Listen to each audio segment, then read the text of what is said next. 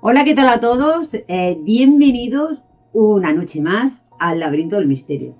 La semana pasada tenemos el programa y yo, como fui rápidamente y los nervios del primer programa, no me presenté. Yo ya daba por hecho y no dije mi nombre. Sí que nombré a mis compañeras, pero no me nombré a mí misma. Bueno, para quien no me conozca, yo soy Marilu Romero. Esto es el Laberinto del Misterio. Aquí están mis compañeras fundadoras del Laberinto del Misterio, Ana María Canal. Bienvenida. Buenas noches. Hola, buenas noches, Marilu, y buenas noches a todos. Y Pilar Alberti, buenas noches. Hola, buenas noches a todos. Y hacemos un triángulo para que sepáis entre Inca, Barcelona y Madrid. Pues bien, primeramente daros las gracias a todos los que nos acompañasteis en nuestro primer programa. Y cómo no, haceros llegar también que estamos en iVoox. Para quien no le dé tiempo a vernos, pues bueno, también tiene esa opción de escuchar cuando vayas en el metro, en el autobús, en fin. Que la verdad que muchísimas gracias a todos por esa acogida. Y ahora primeramente decir que también dar las gracias a Es Local Spy de Inca por patrocinar este programa, porque si no, no sería posible. Y de hecho estamos en nuestro segundo programa del Laberinto del Misterio. Esta semana tenemos, pues como siempre, las leyendas urbanas, un caso que no os va a dejar indiferentes. Pero vamos a hacer una cosa, yo quería leer el email, pero es que tengo ganas de entrar de lleno en el Laberinto del Misterio. Vamos a dejarle el email para un poquito más tarde. Y nos seguimos quedando esta semana otra vez en Madrid. Otra vez en Madrid y concretamente en el barrio de Vallecas. Vámonos con Ana María que nos cuente qué es lo que ocurre sobre el año 91 en el barrio de Vallecas de Madrid. Bueno, pues este caso efectivamente ocurre en Vallecas, un barrio de Madrid, una casa vive una familia, un matrimonio con sus hijos y una de ellas, Estefanía Gutiérrez Lázaro, de 17 años, pues un día queda con sus compañeras de clase y en el colegio pues hacen una ouija. Bueno, pues todos o casi todos hemos oído hablar de lo que es el tablero de ouija. eh, a través de ese tablero se invoca pues digamos a alguien con quien tú quieras contactar del más allá, que por otra parte pues algo no recomendable porque pues puede abrir puertas que quizás no son deseables. Entonces, en el caso de esta niña de 17 años, está haciendo la ouija con sus compañeras porque quiere contactar con su novio que había fallecido en un accidente de tráfico. Y bueno, pues le sorprende una de las profesoras y les intenta detener lo que están haciendo en ese momento. Cuando la profesora irrumpe, por lo visto, la profesora dice que ve un humo blanco que sale del vaso y como que se le mete por la nariz a la niña, a Estefanía. Pues a raíz de ese hecho... En la casa y asistimos al momento en el que la medium entra en trance y es supuestamente poseída por los espíritus. Chus Morán recogió ese momento. En casa de la familia Gutiérrez se viene manifestando la presencia de espíritus desde que el abuelo murió y expresó como último deseo hacer la vida imposible a la familia desde el más allá. El abuelo había mantenido discrepancias con Concepción, su hija, por motivos económicos. A esta se vino a sumar otra muerte, la de Estefanía, la hija mayor de los Gutiérrez, que falleció el año pasado de forma inexplicable. Según el parte forense, Estefanía murió por asfixia pulmonar de manera súbita y sospechosa. Además, la niña, que contaba 14 años, solía jugar con la ouija, práctica considerada peligrosa para los expertos en parapsicología. Me echaba espuma por la boca, por la nariz, lo que sea, la ha poseído a mi hija.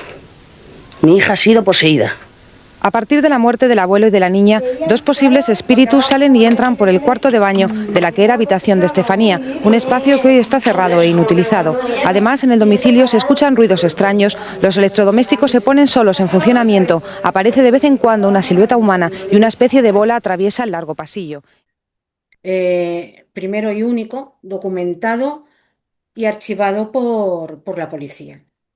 Porque la policía llega a ir al domicilio y son ellos mismos los que se encuentran con una serie de sucesos paranormales que ellos mismos se asustan.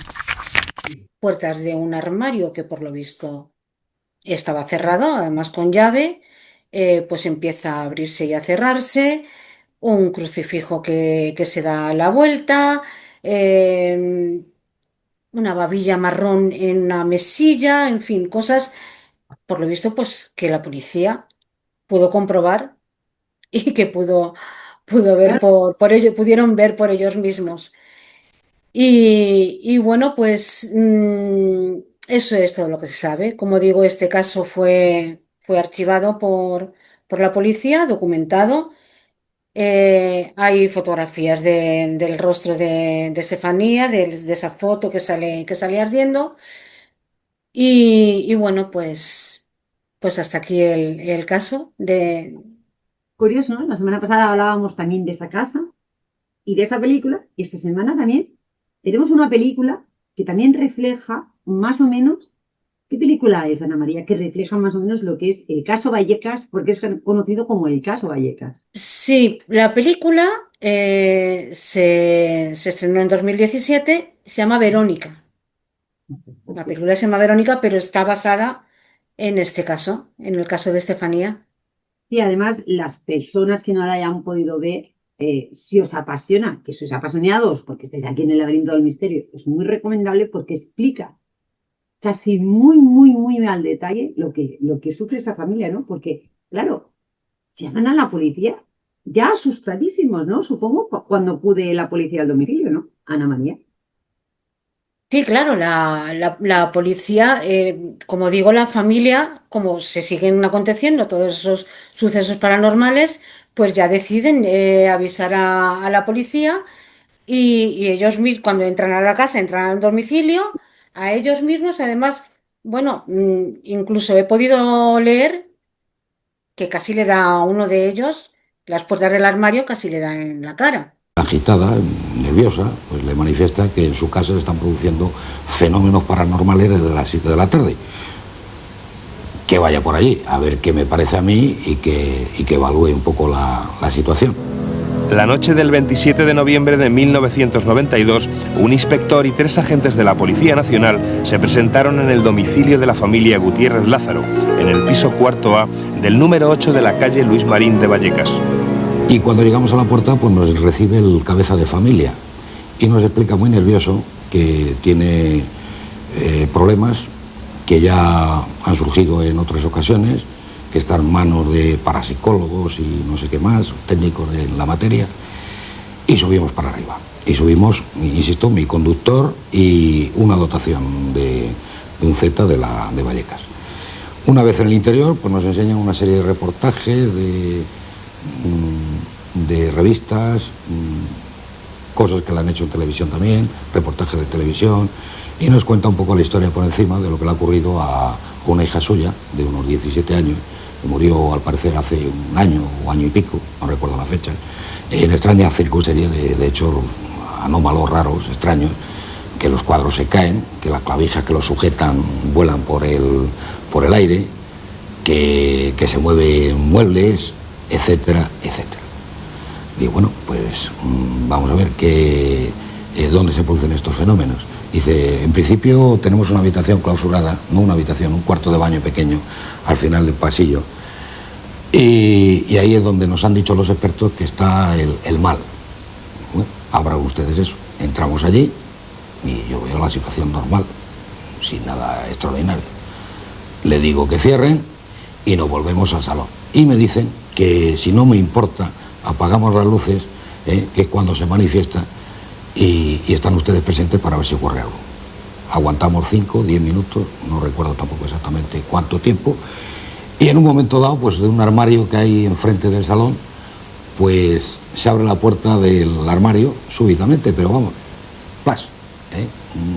Una cosa muy rara, muy extraña. Entonces la mujer, la esposa de este señor, nos dice, ¿lo han visto ustedes? Digo, sí, lo hemos visto, enciende usted la luz. Y me dirijo a hacer una inspección ocular al armario. Veo que el armario no tiene nada, no presenta, tiene un plomo, ¿eh? Cierro otra vez la puerta, intento abrirla despacito y no se abre muy despacio, o sea, se abre con la apertura normal de una puerta con plomo y sale para afuera. Y bien, observo por dentro, no vi ningún dispositivo, pero bueno, yo en principio soy escéptico porque puede ser por un cambio de temperatura, no lo sé, la verdad es que no lo sé, hay expertos para esto, pero eso sí lo vi. Imaginaos, ¿no? Para que llegue a ser, ¿no? Ese expediente X cerrado como caso paranormal, ¿no? Como un cuerpo, ¿no? Como es policía que entra en casa. Y yo creo también recordar, ¿no? Que un policía dijo que no volvía a pisar esa casa. Se encontraron una escena aterradora porque los estaba esperando toda la familia abajo en la portería. Y bueno, no sabemos a día de hoy qué pasará ahí. Guardamos la intimidad de ese bloque, de ese espacio, porque también es, como hablábamos la semana pasada, ¿no? Al final, el ser humano, esa intención de ir a curiosear y saber lo que pasó, lo que ocurrió. Desde aquí un abrazo, como no, a la familia de Estefanía y todo nuestro respeto y nuestro cariño.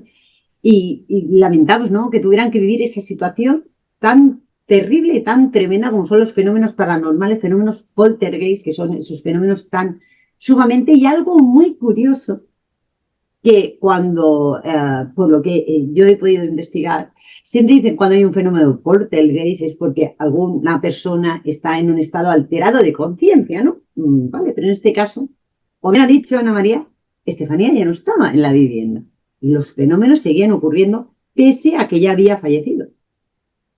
Así es, siguieron ocurriendo los fenómenos, que es el motivo por lo que la familia pues decide llamar a la policía. Yo decir que ojalá esa familia haya podido encontrar la paz.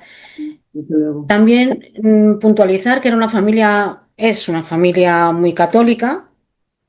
Curiosamente, fíjate, Mariluz, la mayor parte de estos casos suelen ocurrir con personas que están estrechamente unidas a Esa la fe, religión. esa fe de Dios, ¿no? Y bueno, pues como digo, ojalá que hayan podido encontrar la paz y Estefanía, pues que también que esté en paz y que así lo sienta su familia, ojalá, de verdad que así Claro. sea. Y más cuando mezclamos adolescentes, ahora, en este año 2025, no creo que muchos jóvenes estén jugueteando con la Ouija. Desde aquí, por favor, no lo hagáis. No os metáis en este juego, que no deja de ser un juego, pero puede ser muy peligroso y más si uno no está preparado psicológicamente para lo que pueda ocurrir. Es abrir una puerta y no recomendamos a que lo hagáis. Pero bien, yo creo que los adolescentes de hoy en día no creo, pero bueno, desde aquí lanzamos también ese llamamiento y nos vamos a ir rápidamente a esa leyenda urbana que hoy nos lleva con Pilar directamente a Inca, a ver qué nos tiene preparado hoy, porque la semana pasada hablábamos de ese camping, de esa aparición de esa enfermera que a mí me impactó, ¿no? Hoy, ¿qué nos tienes preparados, Pilar? Bueno, yo os cuento una historia real de nombre La Dama Emparedada. Hombre, el nombre, la verdad que ya asusta, ¿eh? Pero bueno, adelante, Pilar. Esta historia real sucede en la Catedral de Palma de Mallorca. Y antes de contarla, vale la pena hablar un poco de ella. La Seu, que es así como la llaman los mallorquines, se comenzó a construir tras la conquista de Mallorca. El rey Jaime I, viendo que su vida peligraba en un gran temporal marítimo, prometió que si se salvaba de un naufragio, construiría un gran templo dedicado a Santa María. Una gran obra frente a la bahía de Palma, del que dicen: por fuera verás su armadura, pero entra y verás su alma. Cuenta con 7 rosetones.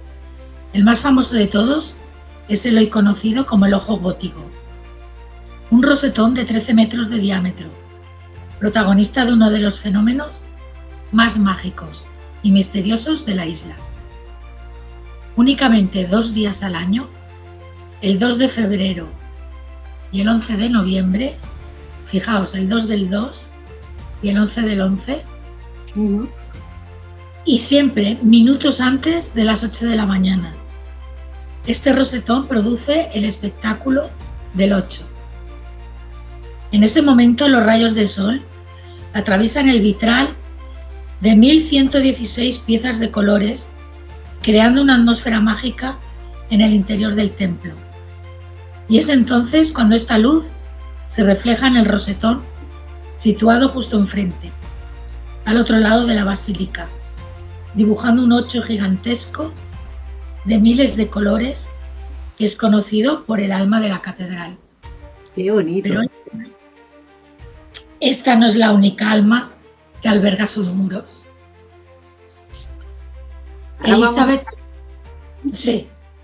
Elisabetta Fortesa nació en 1530 en el seno de una familia acomodada de la alta aristocracia. A los 18 años conoce a Catalina Tomás. Comenzó a trabajar en su casa como sirvienta. Entre ellas surge una gran amistad. Elizabeth enseña a leer, a escribir, a leer y a bordar a la que fue más adelante Santa Catalina Tomás. 7 años después, Catalina se ordena monja en el convento de Santa Magdalena.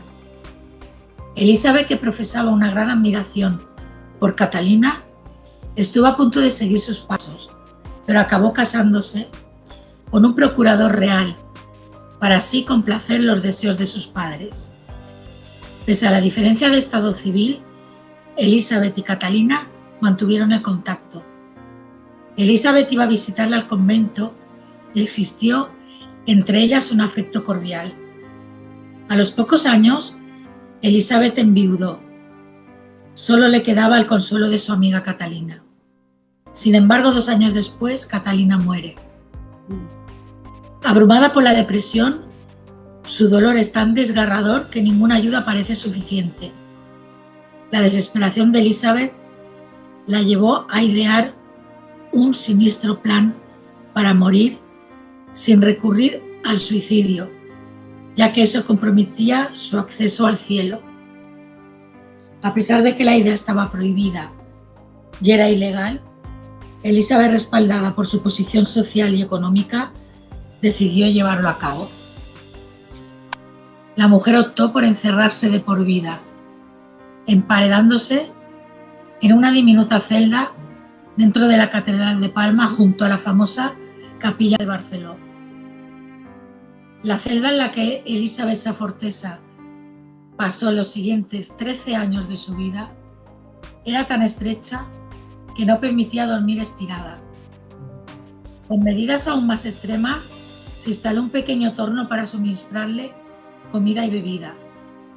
Su única conexión con el mundo exterior era una pequeña ventana, visible desde el exterior de la catedral, ubicada a más de 2 metros de altura.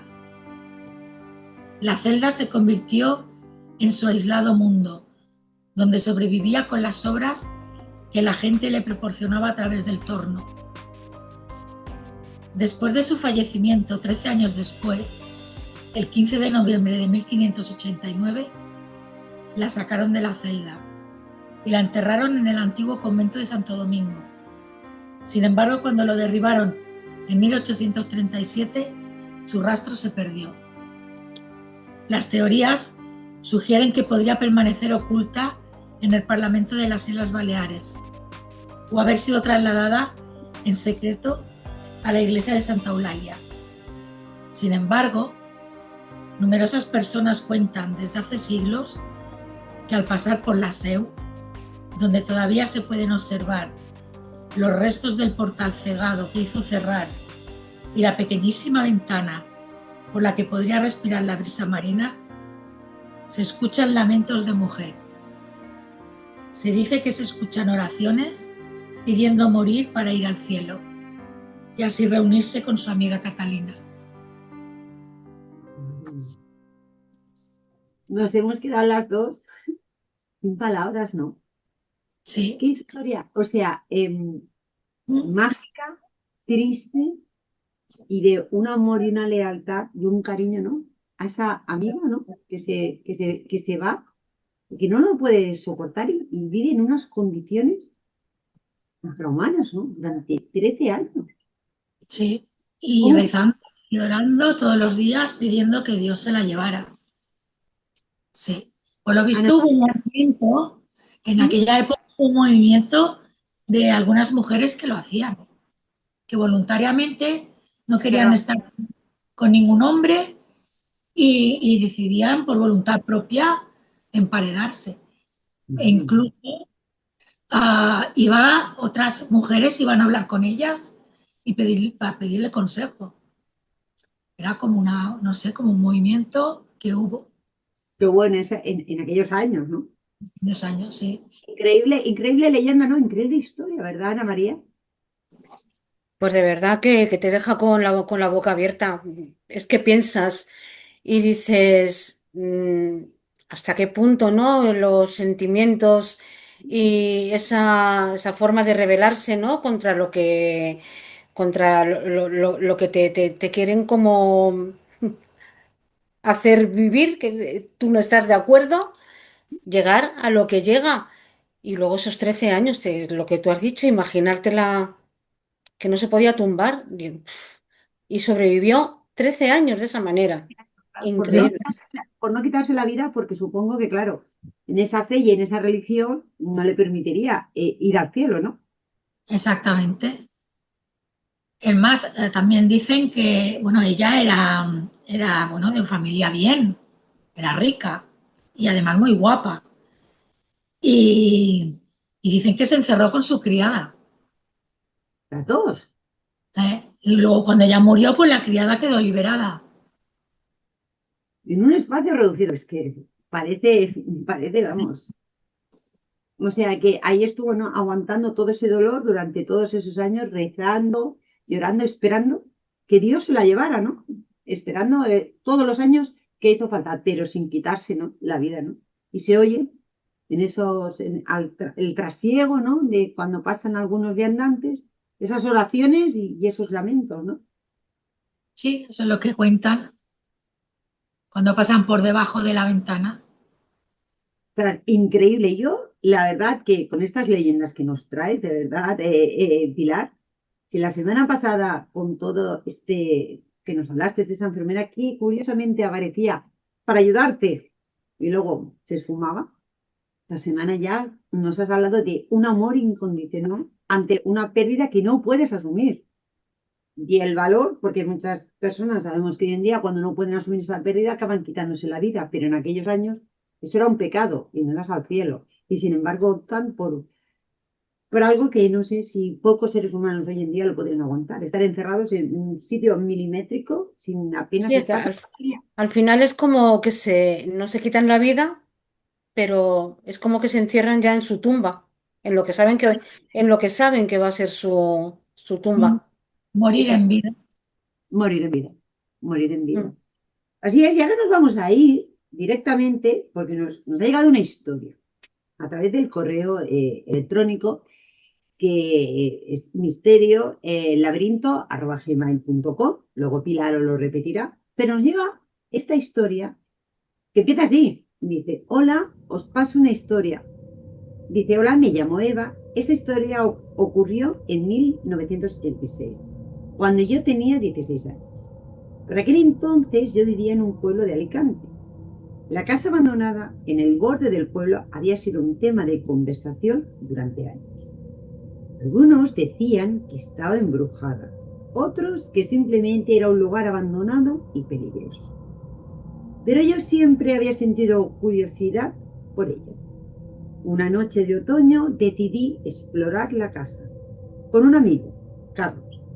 Habíamos oído historias de extraños ruidos y luces misteriosas, pero no creíamos en fantasmas. Llegamos a la casa alrededor de la medianoche. El viento susurraba a través de las ventanas rotas y las sombras parecían moverse solas. Al entrar sentimos un frío inexplicable. A pesar de que la temperatura exterior era agradable, la casa estaba llena de objetos antiguos y polvo y parecía que nadie había entrado allí en décadas. Comencemos a explorar, habitación por habitación, y encontramos un cuarto que parecía haber sido dejado intacto. De repente escuchamos un ruido detrás de nosotros, nos dimos la vuelta, pero no había nadie. El ruido se repitió, y esta vez más fuerte. Carlos me agarró del brazo y me susurró: ¿qué fue eso?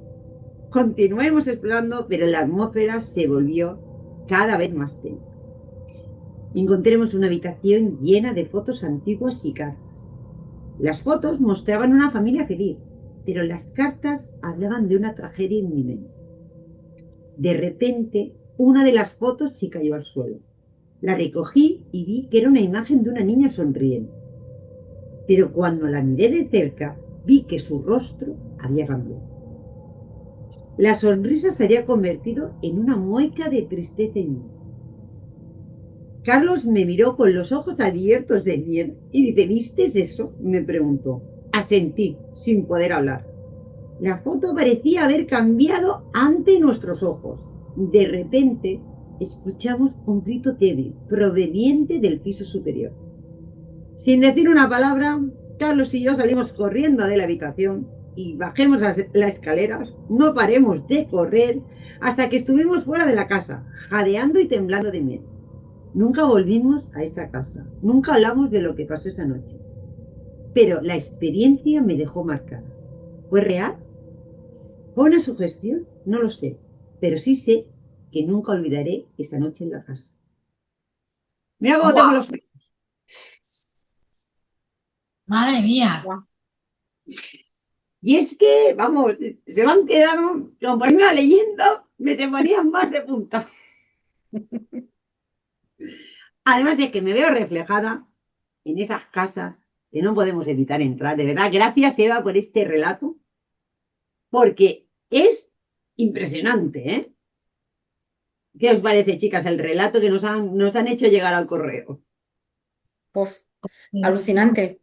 Mira, a ti se te pone la carne de gallina, pero a mí no sé por qué con estas historias se me caen las lágrimas. Es una cosa muy extraña. No es que esté llorando, pero Sí, sí, me pasa Pues, siempre, no sé por qué. no sé qué es paranormal, ¿eh? sí, sí, sí. A Sí, ver, que se pongan los pelos de punta y por aquí por la nuca sí, también. Llorar ya. sí. Pero no es llorar, es que se me caen, ¿no? Bueno, increíble, ¿no? Estas casas que a veces están en nuestros barrios o en nuestro pueblo de vacaciones y que siempre estamos tentados a cruzar la puerta. Y pasan estas cosas. Pero vamos, es que yo me estaba viendo ahí dentro de esa casa y yo igual, ¿eh? Ya me veo saliendo corriendo, si cojo una foto y cuando vuelvo a mirar, el rostro cambia. Ocurre y damos credibilidad, ¿no? La sugestión, yo le diría, ahí va desde mi humilde opinión, que aquí no somos expertas, pero la sugestión, bueno, si cuentas una leyenda, sí que vas retroalimentado, ¿no? Al entrar en ese sitio, que normalmente cuando hay alguna historia que te cuente, vas retroalimentada a ese lugar, ¿no? Como hubiera podido ser, y ahora me meto yo en contar una anécdota también. En el hospital, conocidísimo aquí en Cataluña, el Hospital del Tórax. El Hospital del Tórax, que en su época fue un hospital donde la gente iba a morir porque la tuberculosis, el tórax, todas las enfermedades que comprenden el tórax, pues tuberculosis, cáncer de pulmón, como no había cura, pues iban allí como que eran desahuciados. Y dicen, o contaban, que los enfermos, cuando ya no podían más, se arrojaban de esa novena planta, ¿no? Entonces, pues bueno, ¿qué pasa? La curiosidad mató al gato. Yo quise ir a ese hospital a día de hoy ya no podéis ir porque son platos y es un estudio donde se ruedan películas y demás, es de una productora, pero en su momento pude ir y entré en esos pasillos. Y cuando lo recorres, no puedes dejar de sentir ese miedo, porque ves las calmas vacías. La sensación, digamos, que invade a todo el mundo que visita este sitio es la sensación de sentirte acompañado, de no estar tranquilo, no estar a gusto. También comentan, bueno, que se ven sombras, se escuchan voces. Una de las cosas que más suele ocurrir es las anomalías en los aparatos, cámaras fotográficas, cámaras de vídeo, grabadoras, que en un momento determinado dejan de funcionar o solamente funcionan en determinadas zonas. Luego también se han registrado en vídeo pues algunas sombras y, como comentaba, psicofonías muchas y de bastante calidad.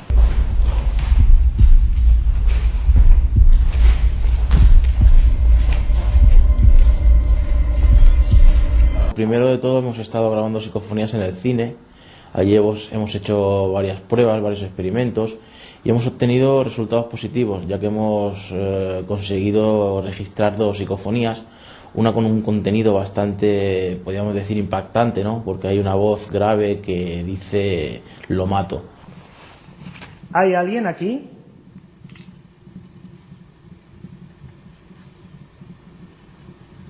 ¿Hay alguien aquí que haya habitado este lugar o haya estado en este cine hace tiempo?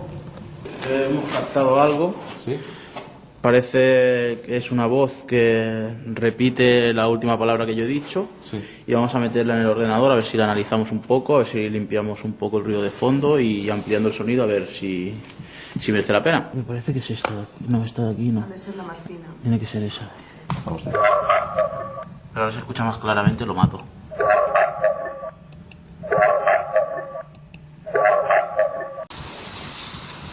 ¿Ve? Os deja. Os dejaré.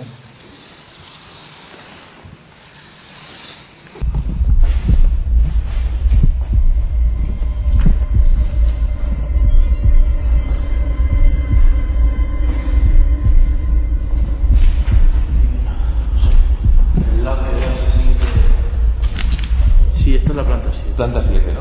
Ahora sería elegir el lugar donde se podría... Elegir el lugar donde nos podemos poner... Pues donde tú veas más cómodo. Pues... Ahí parece que hay un pasillo. Sí, lo podemos poner en el pasillo. En el pasillo. Sí.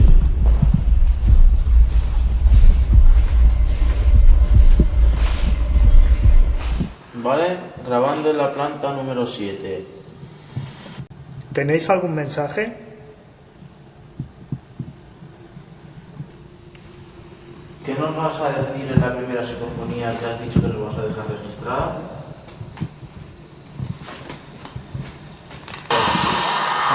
Algo raro.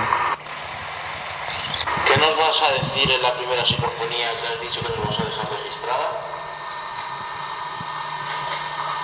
La tengo.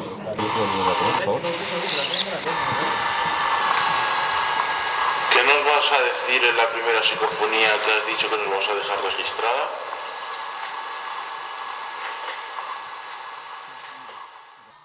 Hora del día.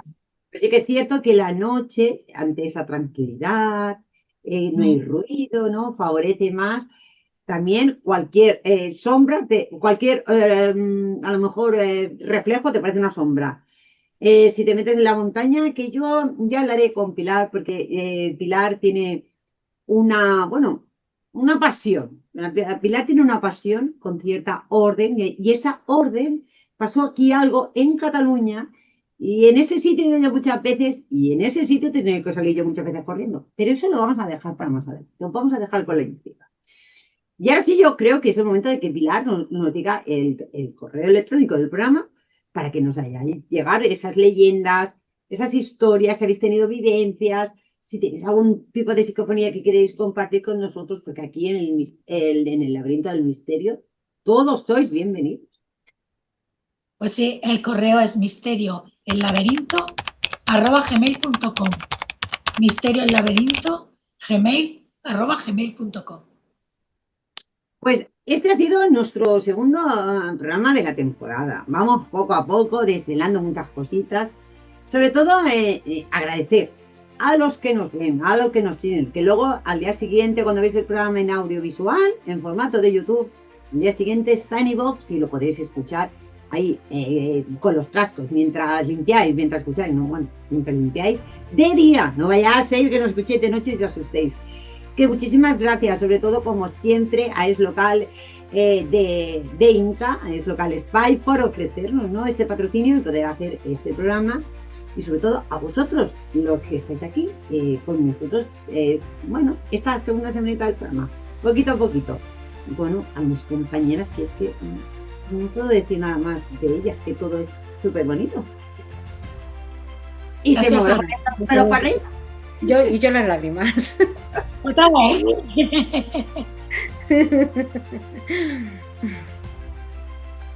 Pues nada, nosotros nos despedimos hasta la semana que viene, que tenéis una cita con nosotros aquí, en el Laberinto del Misterio.